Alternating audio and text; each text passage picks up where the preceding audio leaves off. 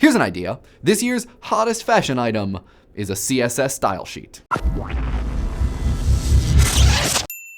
So we're pretty sure you've seen websites. They're made with all sorts of things, like HTML, PHP, Ruby, some Rails, a Native American tribe, and if my memory serves me correctly, it's all served from that box on Moss's desk. It's wireless. There are a lot of things that contribute to how a website looks, but one of the most common and powerful ways of suiting up your sites is called CSS. Cascading style sheets do a lot of the heavy lifting when it comes to making websites pretty.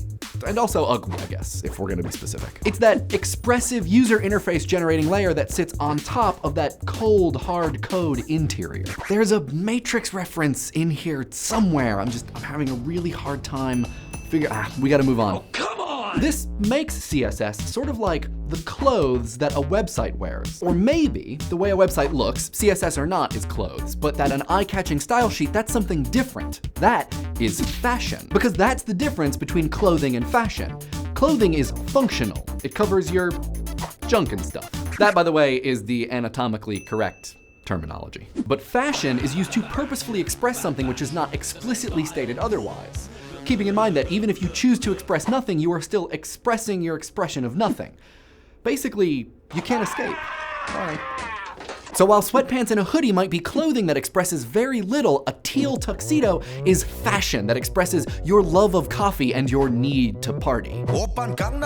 This is the classic form and function dichotomy. Fashion is the form that gives some glitz and some meaning to the functional aspects of your threads, and maybe everything else. Coco Chanel said that fashion doesn't exist in dresses only. Fashion is in the sky, in the streets. Fashion has to do with ideas, the way we live, and what is happening. We tend to equate fashion wholly with haute couture and weird, unwearable runway clothes, but fashion is also your mom's bad wallpaper, a 1997 Honda Civic, and that weird sideways window they have on a bunch of houses in Vermont. Fashion is also the reason that we built the Silk Road, developed Doric columns and Bullfinchian architecture. It's the reason for the existence of the world's first global corporation. And your crazy blinky style sheet. Oh, that is bright. Ugh.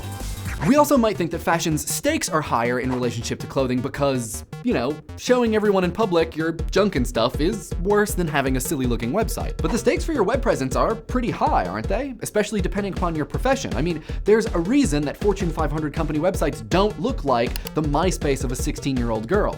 I mean, you will never see cursor trails on fidelity.com. But this leads us to ask, how much can code really express? It's just semicolons and brackets and stuff, right? Now, this isn't the is code art argument because it is. End of story. It's more a consideration of how an idea that we usually connect with dance, instruments, and clothing, things which are immediate and active, can be applied to a computer language, something which needs to be rendered, compiled, and displayed. Well, if you've seen Indie Game the movie, which if you haven't, please do. Link in the description. You saw one of the creators of Super Meat Boy say this. A video game is the most effective way I can express myself. That's not normally how you hear people talk about code. That's usually how you hear people talk about the clothes they wear, the pictures they take, or the songs that they write. A lot of it, I'm sure, has to do with how far we've come in display and computing technology. I'm sure that it is near impossible to be expressive using a punch card computer. The fact that we can pair CSS with dynamic protocols like PHP, HTML5, or JavaScript means that we can have it move, make it respond, two things which are key to expression. It means that instead of the friendly layer over the unfriendly technology, everything comes together and becomes one cohesive, expressive, coded Gesamtkunstwerk. Which actually brings us right back to fashion. In the same way you might not be able to talk about the way a person dresses without talking about who they are, because one informs the other in both directions, you can't really talk about websites or any other computer program for that matter without talking about its UI, its fashion. German sociologist Georg Simmel said that it is almost a sign of the increased power of fashion that it has overstepped the bounds of its original domain, which comprised only externals of dress, and has acquired an increasing influence over taste, theoretical convictions, and even the moral foundations of life in their changing forms. This is only getting more true as mobile phones turn from ugly bricks to sleek slabs, as computers turn from refrigerators to tablets, and as the internet turns from war games to, well, we're not quite at hacking the Gibson yet, but maybe someday soon. What do you guys think? Can user interface design be a fashion statement? Let us know in the comments. And if you don't have your sunglasses handy, I'm sorry. Comments, oh! Let's see what you guys had to say about Justin Bieber. To Nayukuo, that's a really easy answer. We will probably just shut down everything.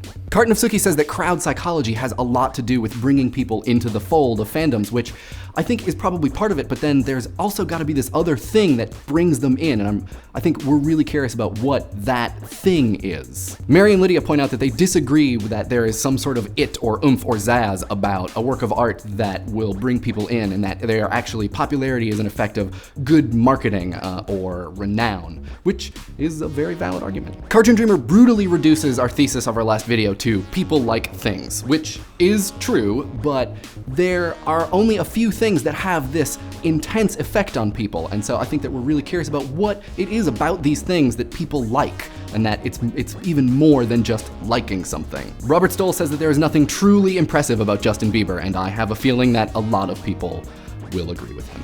To St. Jonal, I'm glad that someone got this joke. To anybody who hasn't seen the Mona Lisa, if you do go see it, you will not be seeing it by yourself, and it most certainly will not be quiet. To Kyobreck and anyone else, for that matter, who wants to remix Idea Channel, we would be flattered. Please, go crazy. Soling Down made a really good point that Motherboard actually agreed with, that the cult of personality that we talked with was largely positive, and that it can also be really negative, so maybe another episode for another day. Mr. Nagagon makes a really interesting point about how history has treated beautiful works of art, and I think this is really cool to think about because we have yet to see what Justin Bieber will contribute to history, what history will say about Justin Bieber, which I think is, you know, maybe on the level of the Sistine Chapel 600 years from now, maybe not. To Raven46 Poland, the answer is yes, I do, which means that you maybe can all look forward to November when I have a silly mustache. And also you should know that I'm gonna shave for Halloween, so in the comment section of the next video, maybe no beard. Prepare yourself.